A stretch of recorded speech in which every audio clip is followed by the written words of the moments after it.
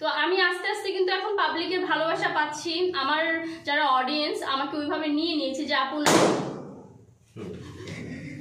ভাই এটা কি ছিল জব করে না তার আসলে আমরা তো আর একদিকে না ভাই, আমাদের প্রমোশনের কাজ করতে হয়, প্লাস মিউজিক ভিডিওর কাজ করতে হয়। যখন এই কাজ না থাকে তখন আমাদের আবার আলাদা একটা বিজনেস, কাপড়ের বিজনেস, অনলাইনে ওয়েস্টার্নের বিজনেস, সে ওইটা দেখাশোনা করে। আর আমি যখন কাজে যাই সে তো আমার সাথে সাথেই যায়, আমাকে মেকআপ টেকআপ করায় দেয়। এটাও একটা কাজ আমি মনে করি। আচ্ছা, আপুর কাছে আমি জানতে চাই, রিসেন্টলি আপনি একটা ভিডিওতে বলেছেন যে বাংলাদেশে যদি আপনার জায়গা না হয় আপনি ইন্ডিয়াতে বলিউডে সিনেমা করবেন। আসলে এই ব্যাপারটা নিয়ে সোশ্যাল মিডিয়াতে প্রচুর পরিমাণ আলোচনা সমালোচনা হচ্ছে, এটা কেন আপু?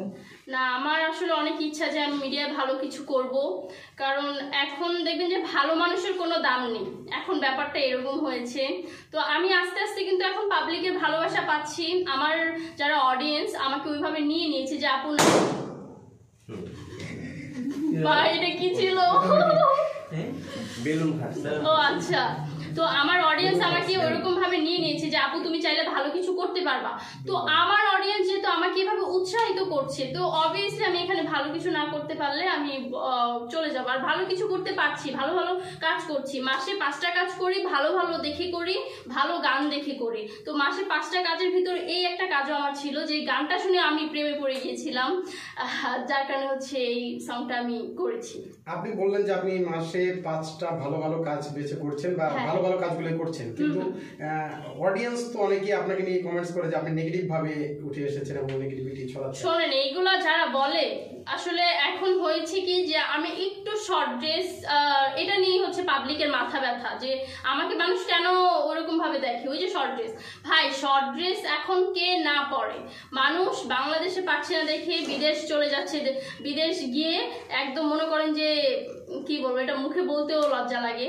তো যেহেতু আমার ওটা পাবলিক পছন্দ করেনি, যারা আমাকে ভালোবাসবে, আমাকে লাইক কমেন্ট করবে, আমার গানগুলো তারা দেখবে, তারা যদি আমার শর্ট ড্রেস পছন্দ না করে তাহলে তো আমার পরার কোনো দরকার নেই শর্ট ড্রেস। আমার পাবলিকের মন জয় করে হচ্ছে চলতে হবে। তো ভাই আমার কাছে মনে হয় এক নায়িকা হতে গেলে বা একটা মডেলের সব ধরনের ড্রেসই পরতে হবে। কেউ দয়া করে আমাকে ভুল বুঝবেন না, কারণ আমাদের ক্যারেক্টারের ক্ষেত্রে যখন আমাদেরকে যেটা পড়তে বলা হয় তখন সেটা পড়তে হয় আমাদের। আমরা মডেল তো আমাদের পড়তে হয়, তো এটা তো ক্যারেক্টারের ক্ষেত্রে। আচ্ছা আপু, আপনি বললেন যে দর্শকদের মন জয় করবেন, আপনি দর্শকদের মন কি দিয়ে জয় করতে চান? আমি ভালো ভালো কাজ দিয়ে জয় করতে চাই। আর আমি আশা করছি যে এরকম কাজ করলে আমি সিনেমাও করতে পারবো। আর সিনেমা তো ওরকম অনেকেই বলে যে সিনেমা হারিয়ে গেছে, আর ভাই হারায়নি। আপনারা চেষ্টা করুন, ভালো ভালো নতুন নতুন মুখ দিয়ে চেষ্টা করুন। বা থাকে না যে ও হচ্ছে সুপারস্টারের পিছনে কেন দৌড়াতে হবে? আরেকটা সুপারস্টার তৈরি করুন। আপনারা চাইলেই তো সুপারস্টার তৈরি করতে পারেন। আর একটা হিট একটা মুভি যদি আমি উপহার দিতে পারি, আমি এমনি সুপারস্টার হয়ে যাব। তো আমার মুভি করার ইচ্ছা আছে, যার জন্য হচ্ছে আমি মানুষকে ভালো ভালো কাজ দিয়ে মানুষের মন জয় করতে পারবো। আপনি বললেন যে সুপারস্টার